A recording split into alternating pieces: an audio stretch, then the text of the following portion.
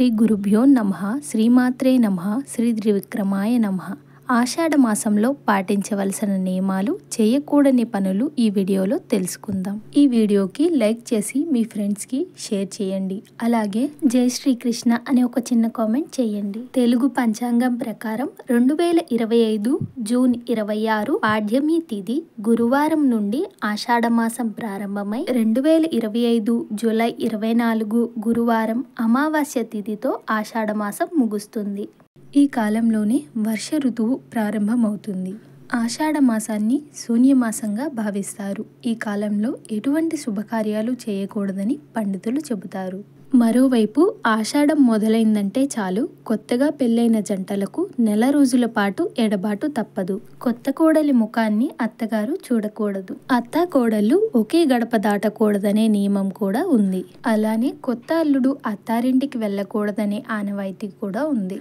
ఆషాఢ మాసంలో వివాహాది శుభకార్యాలు చేయకూడదు. కొత్తగా పెళ్ళైన జంటలు దాంపత్య జీవితానికి దూరంగా ఉండాలి. కొత్త కోడలు ఖచ్చితంగా పుట్టింటికి వెళ్ళాలి. ఎందుకంటే ఆషాఢంలో భార్యాభర్తలు కలుసుకుంటే ఈ కాలంలో వైరస్, బ్యాక్టీరియాలు ఎక్కువ ప్రభావవంతంగా ఉండటం వల్ల పుట్టబోయే పిల్లలపై వాటి ప్రభావం పడుతుందని చెప్పడమే. అంతేకాకుండా ఆషాఢ మాసంలో స్త్రీలు గర్భం దాలిస్తే పిల్లలు ఎర్రటి ఎండాకాలంలో పుట్టే అవకాశం ఉంది. అలా జరిగితే తల్లి, బిడ్డ ఇద్దరు ఇబ్బంది పడాల్సి వస్తుంది. ఆషాఢ మాసాన్ని అనారోగ్య మాసంగా కూడా అని అంటారు. మనిషిలోని సప్తధాతువులు పూర్తిగా శరీరానికి సహకరించవు.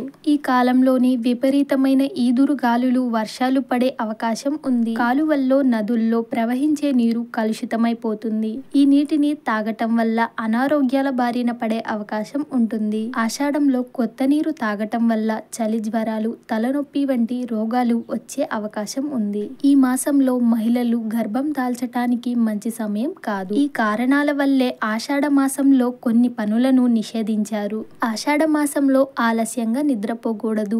ఆహారం విషయంలో ప్రత్యేక శ్రద్ధ తీసుకోవాలి. చద్ది అన్నాన్ని తినడం మానేయాలి. ఆషాఢ మాసంలో స్త్రీలు ఒక్కసారైనా గోరింటాకు పెట్టుకోవాలి. ఈ మాసంలో వర్షాలు కురవటం వల్ల చేతులు, కాళ్ళు పగుళ్ళు మొదలవుతాయి. అలా చేతులు, పాదాలు పగుళ్ళు వస్తే క్రిములు చేరి అనారోగ్యం బారిన పడే అవకాశాలు ఉన్నాయి. కాబట్టి రక్షణగా గోరింటాకును పెట్టుకుంటారు. ఆషాఢ మాసంలో మునగాకుని బాగా తినాలి. మునగాకు పప్పు, మునగాకుని ఆహార పదార్థాలలో ఉపయోగించడం చేయాలి. ఇక ఆషాఢ మాసమంతా ఏకభుక్త వ్రతాన్ని ఆచరించడం వల్ల ధనధాన్యాభివృద్ధి కలుగుతుంది. పుత్ర సంతానం లభిస్తుంది. వామన ప్రీతిగా గొడుగు, ఉప్పు, ఉసిరి వీటిని ఈ మాసంలో దానం ఇవ్వాలి.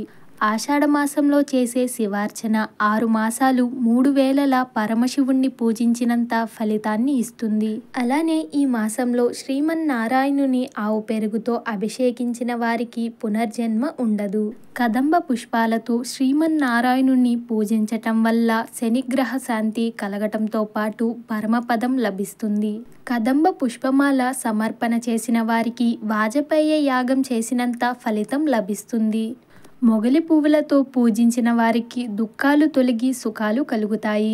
ఎర్ర గన్నేరు, ఎర్ర తామర, ఎర్రటి పూలు, కృష్ణ తులసి, లక్ష్మీ తులసి వీటితో పూజించటం వలన వైకుంఠ ప్రాప్తి కలుగుతుంది. ఈ మాసంలో మహావిష్ణువుకి పనస పండ్లను, ఆవు నేతిని నివేదనగా చేయటం వలన ఐశ్వర్యం లభిస్తుంది. అలానే దద్దోజనం, వెన్న నివేదించటం వలన ముక్తి లభిస్తుంది. ఈ మాసంలో చేసే దేవీ పూజ అన్ని దోషాలను తొలగించి అఖండ రక్షణను కలిగిస్తుంది. గ్రామ దేవతలకు మొక్కుబడి చెల్లించాల్సిన వారు ఆషాఢ మాసంలోనే గ్రామ దేవతలకు మొక్కుబడులు చెల్లించుకుంటారు. గ్రామ దేవతలను చాలా శక్తివంతమైన దేవతలుగా పరిగణిస్తూ కుటుంబాన్ని కాపాడాలని ప్రతి ఒక్కరూ ఆషాఢంలో గ్రామ దేవతలను పూజిస్తారు. ఈ మేరకు దేవీ దేవతలను పూజించి వారి కృపా కటాక్షాలకి పాత్రులవుదాం. ఓం శ్రీ త్రివిక్రమాయ నమః.